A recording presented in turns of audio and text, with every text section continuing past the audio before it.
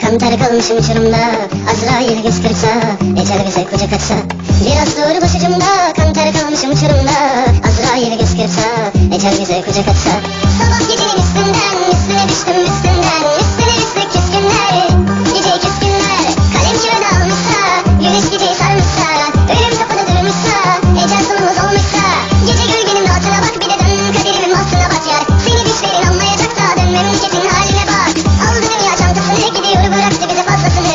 Dönüp bakmaz arkasına, bir de gel tat kalbimin bombasını. Adaleti koydu ortasına, dön deli döndü oltasına. Fakirin paradan haberi yok ama zenginin meyvesini koy vodkasına. Hadi gönlümü vurdun da söyle kimin umurunda. Yılan yatıyor koynunda, bir öpücük onları boynundan. Biraz dur başucumda, kantar kalmışım uçurumda, Azrail göz kırpsa, ecel bize kucak açsa. Biraz dur başucumda, kantar kalmışım uçurumda, Azrail göz kırpsa, ecel bize kucak açsa.